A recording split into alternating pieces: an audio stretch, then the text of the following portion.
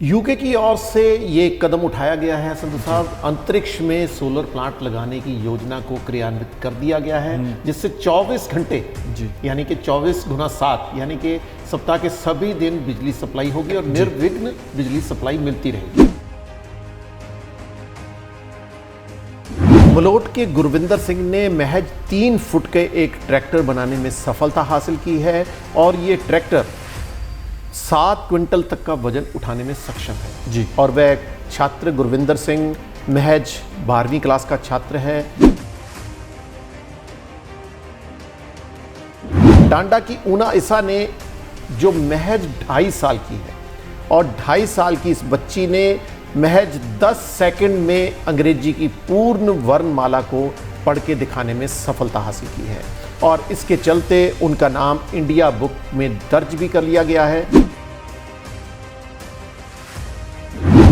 शाही जी, चांद से मिट्टी लाई गई थी ज़मीन पर और उस पे एक्सपेरिमेंट किए गए और उसमें अब पौधे भी उगने लगे हैं।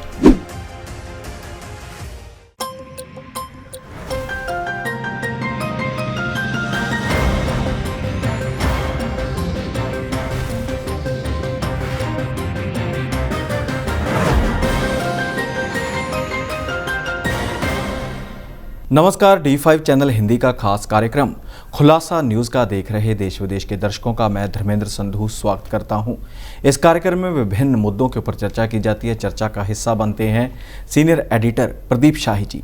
शाही जी आज भी स्टूडियो में मौजूद हैं। सबसे पहले उनका स्वागत करते हैं। शाही जी, स्वागत है आपका। नमस्कार। शाही जी, सबसे बड़ी व अहम खबर जिसके ऊपर चर्चा करनी बन जाती है, बिजली का संकट। गर्मी बढ़ चुकी है, तापमान में बढ़ोतरी हो चुकी है, इसी के चलते ही अब फिर से एक बार बिजली का संकट उत्पन्न होता दिखाई दे रहा है। जी, पंजाब सरकार के सामने काफ़ी मुश्किलों का सामना करने की स्थिति उत्पन्न हो गई है।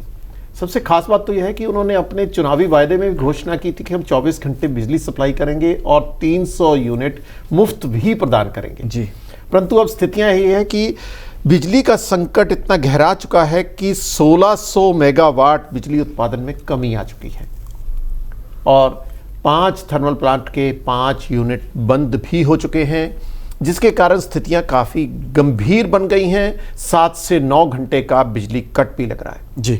परंतु संधू साहब, दूसरी तरफ एक और भी खास बात दिखाई दे रही है कि कर्नाटक सरकार एक ऐसी है, भारत देश में एक ऐसी सरकार है जहां पर बिजली का उत्पादन सरप्लस चल रहा है जी। और सबसे खास बात है कि महज 34% ही कोयले पर निर्भर है और 51% बिजली का उत्पादन सौर ऊर्जा और पवन ऊर्जा से किया जा रहा है जी। क्या ऐसा नहीं होना चाहिए कि सभी सरकारें इसके ऊपर अपना कदम उठाएं और गंभीरता से इस पर चर्चा करें और सौर ऊर्जा और पवन ऊर्जा पर अपना फोकस करते हुए उपभोक्ताओं को भी राहत मिल सके इससे? जी बिल्कुल शाही जी, जिस प्रकार से सोलर प्लांट लग रहे हैं तो सरकार को जो सब्सिडी है वो बढ़ा देनी चाहिए, लोगों को राहत देनी चाहिए।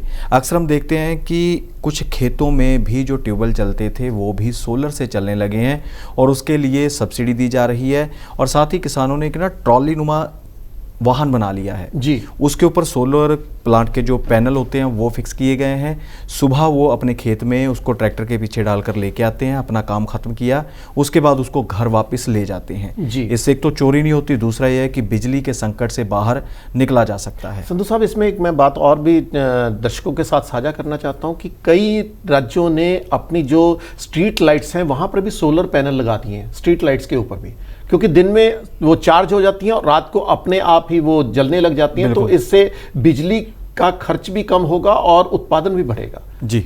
और साथ ही अब कहते जी अंतरिक्ष में भी सोलर प्लांट लगने जा रहा है जिससे 24 घंटे निर्विघ्न बिजली मिला करेगी जी।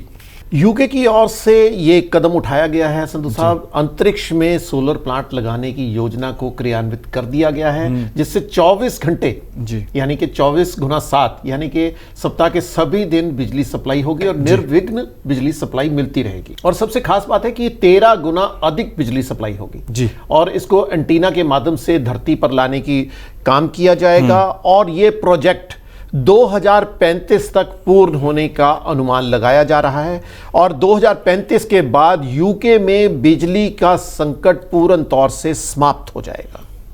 जी शायद जी, साथ ही आम आदमी पार्टी की बात करते हैं तो आम आदमी पार्टी की सरकार पंजाब में बन चुकी है, काफ़ी जो आगे बढ़ती हुई नज़र आ रही है आम आदमी पार्टी की सरकार। इसी के चलते फरीदकोट में एक ऐसा मामला सामने आया है जिसने लोगों की संभावनाओं को और भी बढ़ा दिया है। वो यह है कि आम आदमी पार्टी के एक पंच को सरपंच बना दिया गया और साथ दिया, सहयोग दिया कांग्रेसी जो अन्य नेता थे, अन्य पंच थे, उन्होंने। जी बिल्कुल सही आपने बताया। वहाँ पर एक ये खास बात है कि सरपंच को अधरंग हो गया था और उन्होंने अपने पंचायती विभाग को, मंत्रालय को लिख कर दिया कि वह अब इस पद पर आसीन नहीं रहना चाहते, इसलिए उन्होंने उस पद को छोड़ने की अपनी मंशा जाहिर की। और उसके बाद गांव के अन्य पंचों ने वहाँ पर आम आदमी पार्टी के सरपंच को अपनी सहमति प्रदान कर दी। अब वहां पर आम आदमी पार्टी का एक सरपंच बन गया।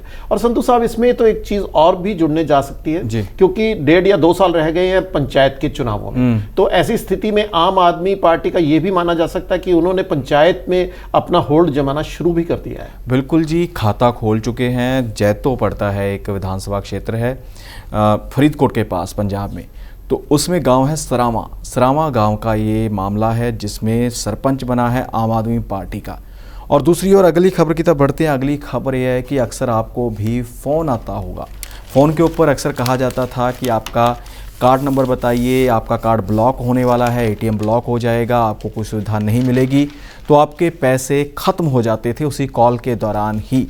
और इसी के चलते अब विदेश से भी कॉल आ रही है जिसका शिकार होते होते हम खुद बच चुके हैं कि जिस प्रकार से एक आपसे रिश्ता निकालने की बात की जाती है। बाकी सारी खबर शायद जी आप बताइए। बिल्कुल, ठगी मारने का ये आरोप, मतलब आरोप नहीं कह सकते, ठगी मारने का एक नया चाल शुरू हो चुकी है। यानी कि नौसरबाज नए नए ढंग अपना रहे हैं। पहले एटीएम कार्ड के जरिए ठगी मारने का काम था, परंतु अब फोन के माध्यम से ही ठगी मारने का काम किया जा रहा है। विदेश से ये फ़ोन दिखावे के तौर पर आ रहे हैं, वहाँ से पता लगता है आपके साथ बहुत अच्छे संबंध माने जा रहे हैं। आपको कहते हैं कि चाचा, ताऊ या भाई, मैं आपका वो दोस्त बोल रहा हूँ फ़ोन पर और मेरे पास कुछ फंड है जो मैं अपने देश में भेजना चाहता था, परंतु अब वहाँ पर स्थितियाँ ऐसी है कि मैं तुम्हें कुछ पैसे भेज देता हूँ। तो इस तरह से स्थितियाँ काफ़ी विपरीत हो गई और आदमी डॉलरों के लालच में उसके साथ अपने संबंध बना लेता है और ठगी हो जाती है। जी शाह जी, अगली खबर लेते हैं हरियाणा से, जहां के एक आईजी साहब,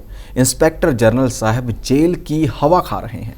जी, हरियाणा के आईजी होमगार्ड हेमंत कलसन जो एक दुकानदार के साथ मारपीट करने के मामले में सलाखों के पीछे पहुंच गए हैं। कोर्ट ने उन्हें 14 दिन के लिए हवालात के पीछे भेज दिया है। सबसे खास बात यह है कि वे आईजी साहब एक दुकानदार के पास कुछ खरीदारी करने गए, वहां पर कुछ बहस होने के बाद उन्होंने दुकानदार की पिटाई कर दी। और सबसे खास बात यह है कि दुकानदार विकलांग था और उन्होंने आईजी के खिलाफ शिकायत दर्ज कर दी और उसके बाद कोर्ट ने उस दुकानदार की शिकायत पर आईजी हेमंत कलसन को 14 दिन के लिए हिरासत में भेज दिया। जी शाह जी, कहते हैं कि भारत में टैलेंट की कमी नहीं है, लेकिन उसे पहचानने की, उसे निखारने की ज़रूरत है। तो ऐसा ही एक छोटा सा ट्रैक्टर बना डाला है पंजाब के रहने वाले एक युवा ने। कमाल कर दिया है, 3 फीट का महज ये ट्रैक्टर बनाया है। और दूसरी खबर भी साथ ही लेंगे, एक 2.5 वर्ष की बच्ची ने भी देश दुनिया में अपना नाम चमकाया है। जी संधू साहब, बिल्कुल सही है। मलोट के गुरविंदर सिंह ने महज 3 फुट के एक ट्रैक्टर बनाने में सफलता हासिल की है और ये ट्रैक्टर 7 क्विंटल तक का वजन उठाने में सक्षम है। जी। और वह छात्र गुरविंदर सिंह महज 12वीं क्लास का छात्र है और उसके टैलेंट को देखकर हर कोई दांतों तले उंगली दबा रहा है। वहीं दूसरी खबर है टांडा से। टांडा की ऊना ईसा ने जो महज 2.5 साल की है और 2.5 साल की इस बच्ची ने महज 10 सेकंड में अंग्रेजी की पूर्ण वर्णमाला को पढ़ के दिखाने में सफलता हासिल की है और इसके चलते उनका नाम इंडिया बुक में दर्ज भी कर लिया गया है। ये एक टैलेंट ऐसा है कि दोनों ही बच्चे हर एक को प्रभावित करने में लगे हुए हैं। शाह जी, चांद से मिट्टी लाई गई थी ज़मीन पर और उस पर एक्सपेरिमेंट किए गए और उसमें अब पौधे भी उगने लगे हैं।